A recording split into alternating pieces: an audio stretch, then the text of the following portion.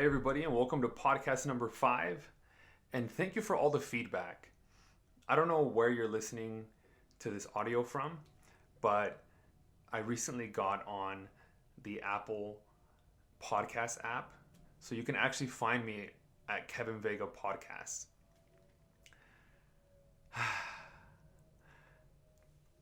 The other day I had this idea, and I'm not going to do it during this episode, but it was just something that came up in my mind. I thought about doing a episode completely in Spanish.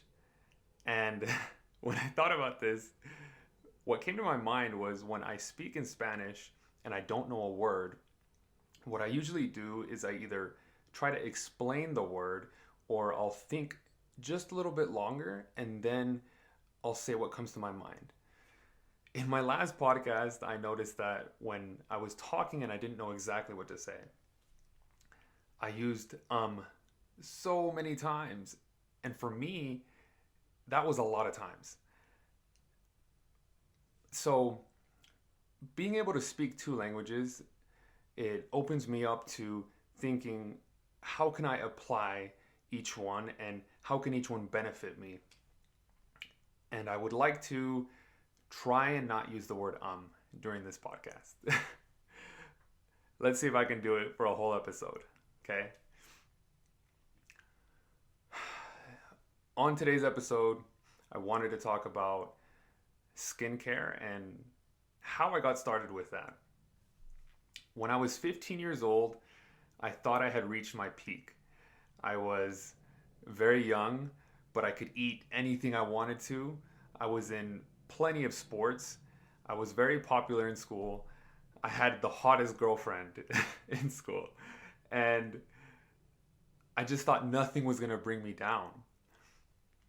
But the transition from being 15 years old to then 16 was a lot of changing, from a different school, a different group of people. And my hormones, of course, were also changing. And I was becoming more of a man. And in this time, I started getting all kinds of skin problems that I didn't have to face when I was younger. I didn't really know how to react, and in my eyes, it was just a phase. I thought that eventually it would all go away, and I'm just young. Everybody gets some kind of acne when they're young, but that wasn't the case for me. I was a virgin to supplements. I had not taken anything, and not even protein. I didn't really know about these things and I didn't want to get into them at that young of an age. I actually didn't even work on my diet. I had just been working out in the gym and just putting on some muscle, just very little muscle, but at the time I was bigger than a lot of the guys in school, so I felt like I was accomplished. And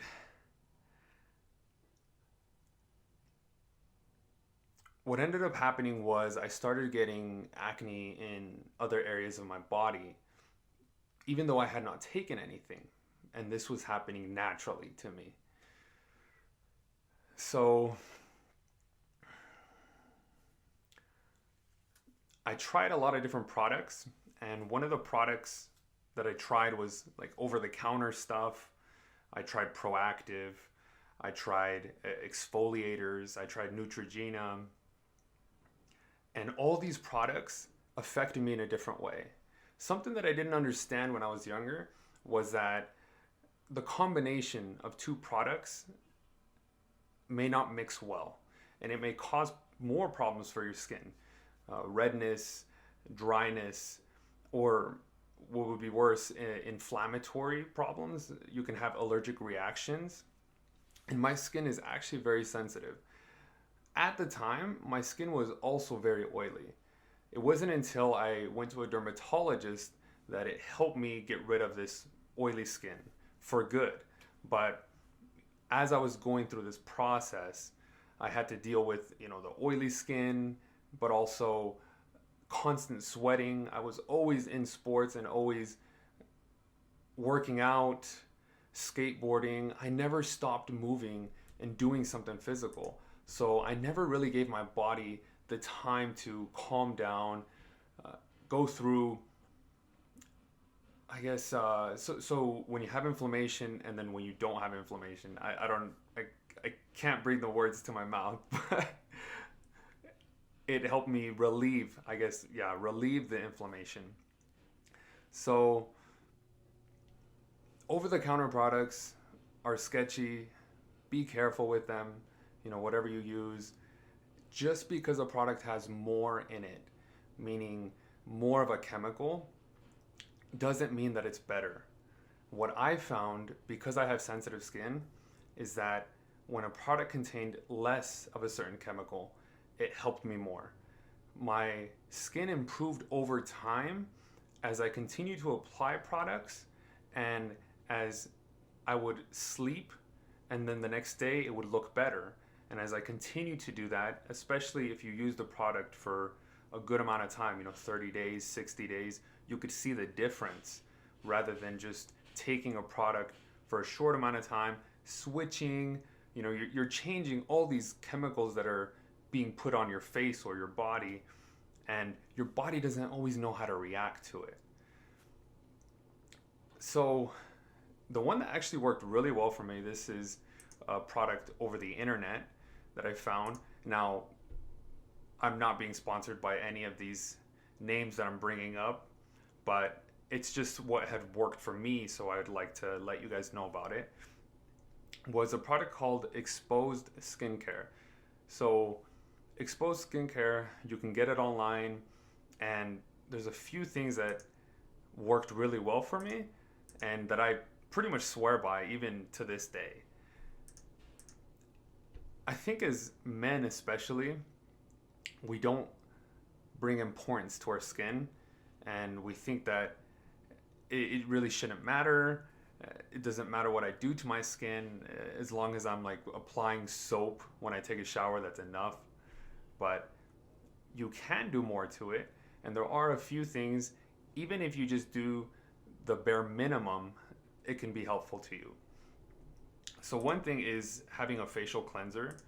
Facial cleanser just means that you're putting on something that is going to be clearing off oils, dirt, any other things that may be on your skin. If you use other products like hairspray, be aware that that spray is going to touch your hair, but it also can get on your face, or from your hair, if you're sweating, it can get down to your face. So this is why a facial cleanser would be really good, both in the morning and at night, right before you go to sleep. You wouldn't want to just go to sleep without cleaning your face and now having all this dirt and just gunk all over your face. So it'd be really good to just use a facial cleanser. Very simple, right? The second thing that I always use, and I've used for a very long time now, is a moisturizer. I like oil-free moisturizers. I like moisturizers that are not lotions, even though I've used lotions before. The problem with lotions is a lot of times lotions are made for your hands and for your body, not for your face. They can get really oily, and you could apply them and just keep on putting them on, and then you have like this glow to you.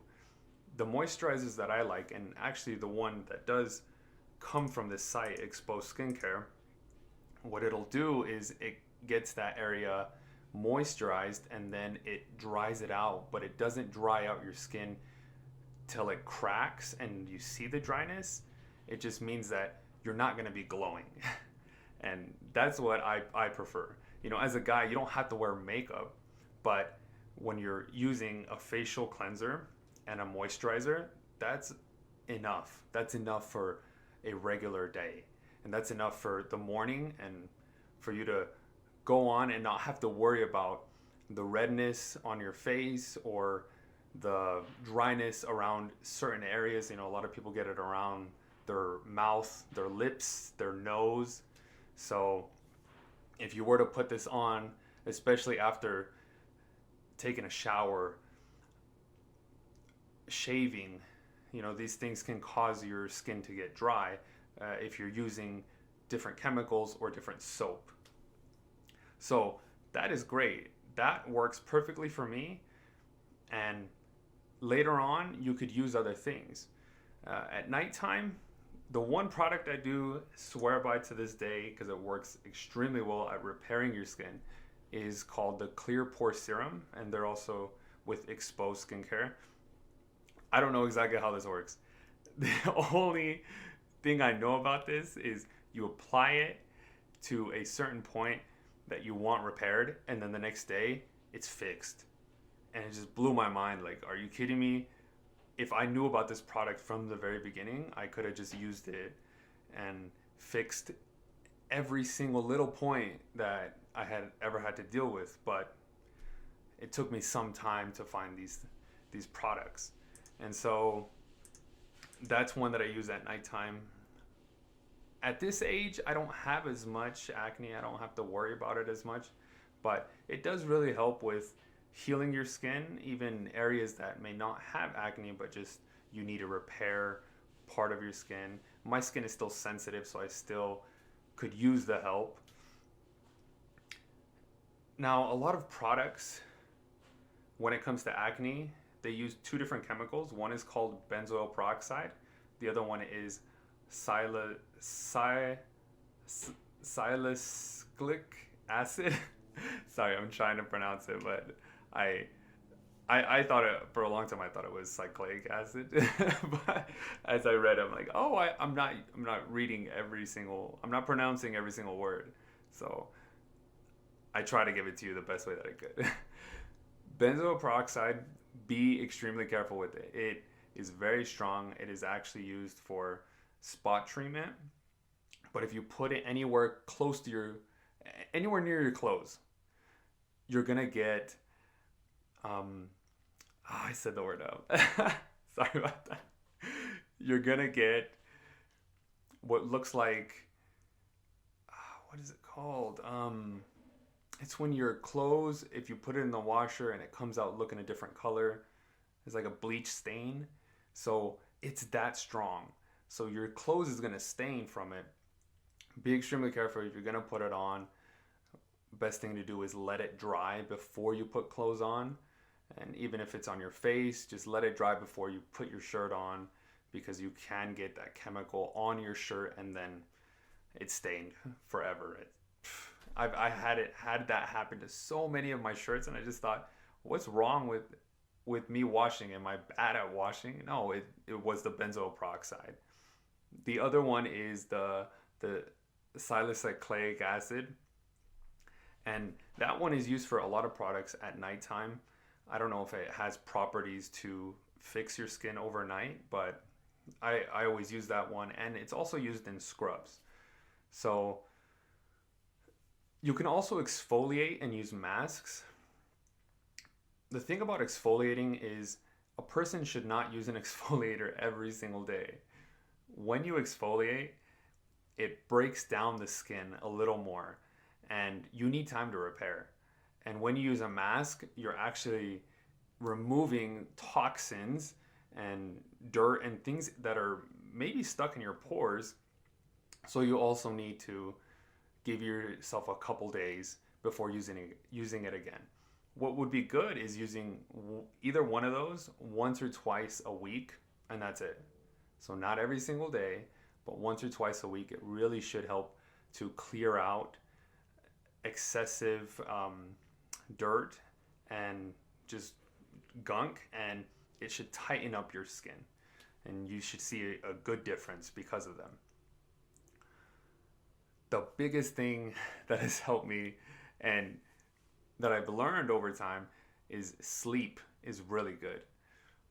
Whatever product you're going to use, if for any reason the product affects your skin a lot or it gives you a lot of redness, hopefully that's going to be helping you. But if it gives you a lot of redness, it'd be best to use it at nighttime and then go to sleep. When you wake up in the morning, any inflammation, any redness, any of that should go away. It should be relieved, and your skin repairs itself at night just like muscles do. So even shaving, actually, I had really bad skin growing up in my teenage years, and I found the best way to shave is shave the night before, so that when you wake up in the morning, you're good and you're not leaving the house, just like inflamed because of the razors. And if you are to shave, it's best to shave just one way, one direction. I know that's hard. And if you are a guy that doesn't have bad skin, actually, you could probably shave all different directions and be completely fine. You guys are fucking lucky, but not all of us are. So I guess you just have to know, what kind of skin type you are. Now, after going through this whole roller coaster of good skin, bad skin, decent skin, then again bad skin, I decided that I was going to go to a dermatologist. And that was probably one of the best decisions that I could make. I went to a dermatologist pretty late. I think I was 20 or 21. And he gave me an explanation of what we could do. Now, he brought up Accutane, and there's a lot of side effects that can come from Accutane. But I wanted to try it out, and I wanted to learn, how do I get started? What can I expect? And how soon can I do it? And so we had to go through all these procedures. What happens is your insurance company is not going to just pay for it up front. They want to know that this is a severe case and that you actually need it. And if that's true, then they'll pay for it. So the doctor said, hey, have you ever taken a pharmaceutical grade topical cream? No, I've just taken a lot of stuff over the counter, and I've taken things that I bought online. And he said, okay, well, we got to get you started with a pharmaceutical grade topical acne cream. So I started taking that, and it was decent, but my issue was that my problems were inside. It wasn't necessarily the outside of my skin. The outside of my skin was reflecting the problems I was having inside. And so it didn't work. And after, I think, about a month or two, they told me the next step. The next step was an antibiotic. So I don't know how this would ever work, but for some reason it's part of the process that they give you these pills that's an antibiotic that's supposed to kill whatever disease may be inside you. But bro, I don't have a disease, so why would you give me this? But we had to do it, and it took about a month, 30 days, and absolutely no change. And then we finally got to the step that you could take Accutane. And personally, for me, Accutane worked really well. The side effects were very low, and I had actually looked up what Accutane was after I had received it, and after I had already started taking it. I probably should have done that before, but I was desperate and I just trusted my doctor. Which, it'd be really good for you to look into things before doing them, even if your doctor does advise you to do these things. And so Accutane was actually a drug that was created to treat some types of skin cancer. And I thought, are you kidding me? I'm taking like a cancer drug, but it's supposed to be for my acne. Okay, well, let's just try it. I mean, I've tried so many things. Let's try it out. And the first month or two, it was actually really hard on my skin. Your skin is trying to understand what you're putting into it, and it needs to know that it's coming regularly. If you take any form of medication, drugs, supplements, you need to take it for a certain amount of time for your body to realize that, okay, I'm getting this regularly. And now what can I do with it? How could I use it? And so in the very beginning, it affects you very strongly, from making you extremely red. You get redness around your lips, your nose, your eyes get very dry. You have to put on eye drops constantly. You have to wear chapstick constantly because your lips will be ripping. But your skin will get so dry that your acne just disappears. Just about all of it. And I remember the doctor even telling me, he said, there's an 80% chance that you're never going to have acne ever again. And, I wish I was part of that 80%, but I'm not. I still had to deal with it. I was part of that 20% that, shoot, even though I took this insanely strong drug, I had to now deal with or just maintain my skin. So some of the things that I had to watch out for when I was on Accutane was alcohol. That was a big one. I didn't know that alcohol could affect you so badly, but Accutane was a derivative of vitamin A, and it had to be processed by your liver. And I guess when you drink alcohol, that also gets processed by your liver, and it makes, if you would take both, you're overworking that, so you could have all kinds of problems. I had to get a blood test once a month for every month that I was on Accutane, and I had been on it for 5 months. So they had to check my levels and make sure that nothing is failing and nothing is going wrong inside of my body. They also tell you that there's a possibility you could have depression, suicidal thoughts. You could have manic decisions, which just means like you do crazy things. But to be honest, I don't think that that's one of the side effects. I think people who do deal with acne and bad skin have insecurities, and by taking this drug, they become even more insecure now, because all of a sudden your skin is super dry. You just look very red all the time. And it isn't until after months of taking it and after coming off of it that you see all the benefits and the results. So there's a possibility that you're going to feel down and feel slumped because of it. Another huge one, actually, and this is one for women. As men, my doctor did say, hey, I don't think you need to worry about this, because it doesn't work that way, but it works in this other way. And what he meant was, women who may be pregnant or are getting pregnant, if they were to take Accutane, they've seen that I think it's about 30% or 35% of the babies that are born have birth defects. So for women, it's like, stay away from it if you're about to have a baby, or if you're already pregnant. It's not a good idea to be taking it. Plus, the doctor has to prescribe it to you, so he wouldn't prescribe it to a woman who's going through something like that. Just because the liability of having a child with a birth defect just because you wanted to fix your skin. But as a man, he said, you really shouldn't worry about you being on Accutane and then you getting somebody pregnant and then that baby having birth defects. It doesn't work that way. So luckily I didn't have to worry about that, and at the time I wasn't getting anybody pregnant anyway. You go through the treatment and yeah, you do feel very insecure. You're like, I just want to see the results. I want to see what it looks like at the very end. And after 5 months, I remember there was a time that I went to work. I was working at a previous job, and this older lady had pulled me aside and said, hey, not to sound weird or anything, but you have very good looking skin.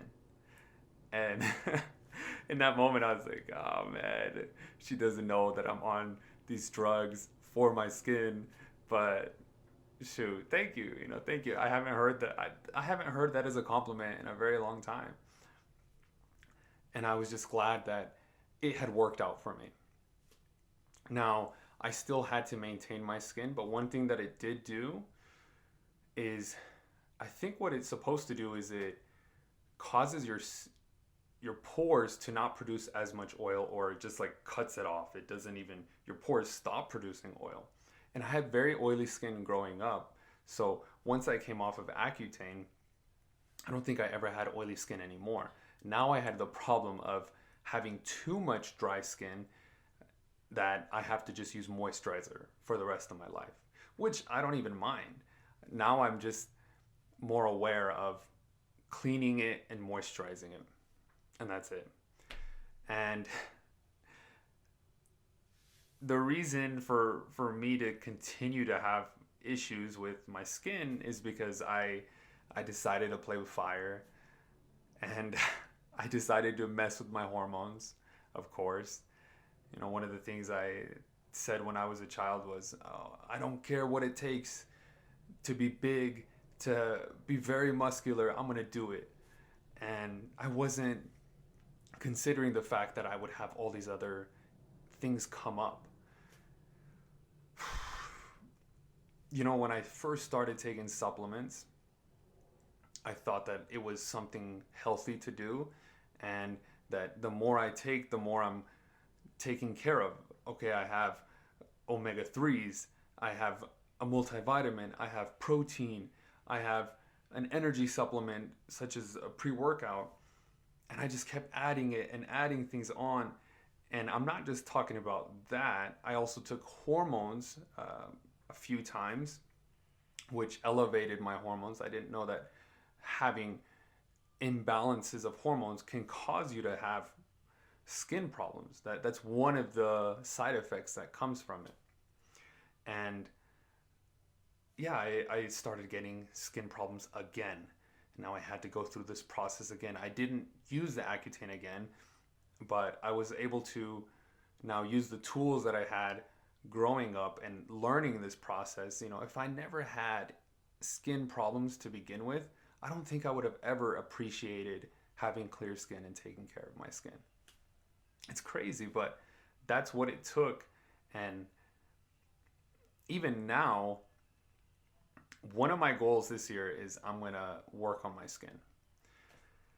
I had been spending about 2-3 years working on more muscle growth and bulking. And if you guys have followed my previous stuff, you guys have known that I have bulked 3 different times, serious long-term bulks. And the purpose is to build muscle on them. You know, I was a very skinny kid, and even though I did work out and I did have some muscle, I thought that I needed more because I thought I needed to fit a certain standard. If people know you for working out and you're not that big, it's like, yo, what happened to all those years? Well, I wanted to now live up to that. But it's so hard to put yourself through the growing and the shrinking over and over and over again. Your body does not do well on that roller coaster, and your hormones, whether you're taking synthetic hormones or whether you're just elevating your natural levels, it doesn't like to do that either. It's going to give you and show you hints that, okay, this is causing problems to me. And so now you have to deal with all the additional things to repair what you've messed up. So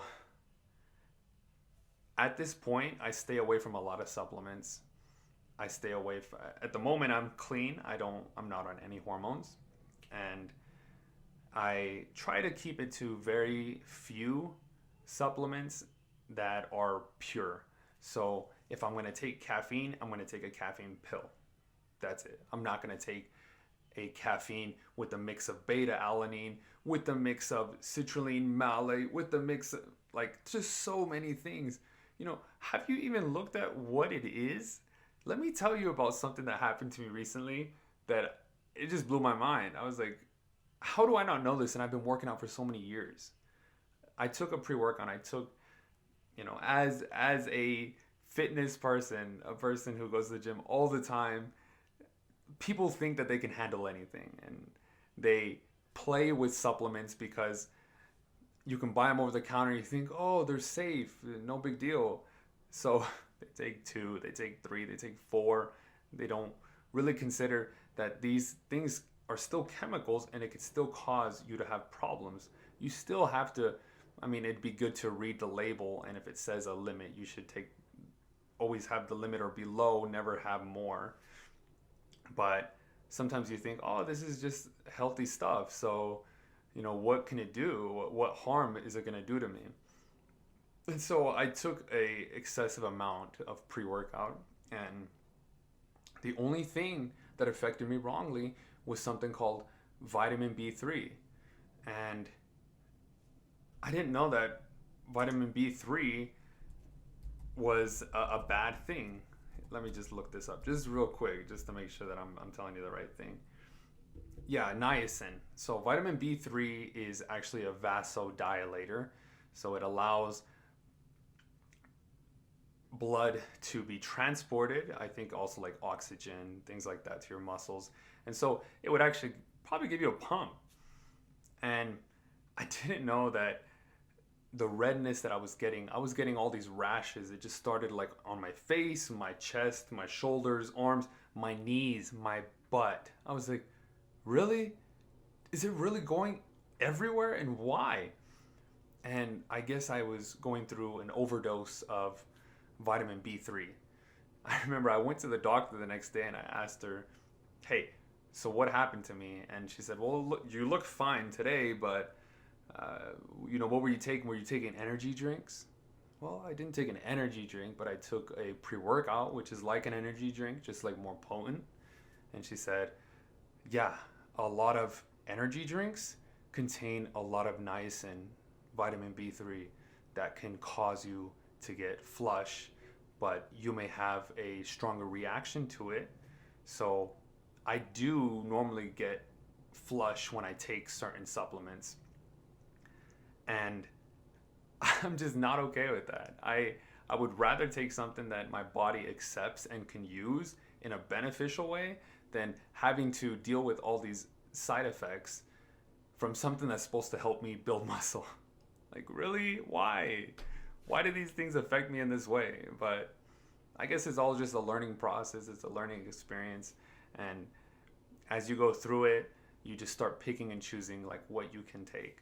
So I prefer pure supplements that I'm only going to take for a very specific reason. I would not take even vitamins that have no point. If I was deficient in a vitamin, then maybe I would take that vitamin. And you would only know if you actually go to a doctor and get your blood drawn to see like, okay, where are all my levels at anyway? So if you're not doing that, you probably don't know. So now at this age, what I tend to focus on is one, drink plenty of water. I almost never drink anything else. If I'm going to drink something else, it's for a very specific reason, but if not, water is the main thing. I'm always just flushing my system out, always replacing the water that I already have. I try and keep my body fat low because in certain areas of my body, if I have excessive body fat, that is where acne can start up again. But if I just have skin and muscle and bone, it goes away. So something about the fat can cause my acne to return. And so as long as I maintain low body fat, I'm usually good. And there are certain body parts that I have that are leaner than others, so I have to work on other body parts more just to maintain myself. And drinking very little alcohol. I have a bad reaction to alcohol. I actually did the 23andMe test, and I don't have the Asian glow. No, I'm not really Asian, but the Asian glow happens when you drink alcohol and you turn red. So I don't really turn red, but it does affect me in a way that I'll get acne the very next day, or I'll get flush the very next day. So my skin reacts to it, and I would prefer not to put my body through that. So I'd rather not drink alcohol. It's the last thing I want to do. But every now and then, at a party or at a celebration, maybe I'll take a little bit. But I stay away from that usually. Now, throughout this whole process, this learning experience that I've had, what I've learned from it is to just love myself. love myself for who I am, maintain what I have, take care of myself, and to try and see myself through the eyes of others. A lot of people feel insecure about things because they focus on these negative aspects of themselves. But what they're not aware of is that other people are going through the same thing. Even other people that you may look at and say, man, that person is so good looking, so attractive. They got their whole life put together, but they're still going through their own issues. And when they look at you, they see positive things in you. So when I do that, it has allowed me to just let go of these insecurities and just move on with life. I'm completely fine with just taking care of my skin,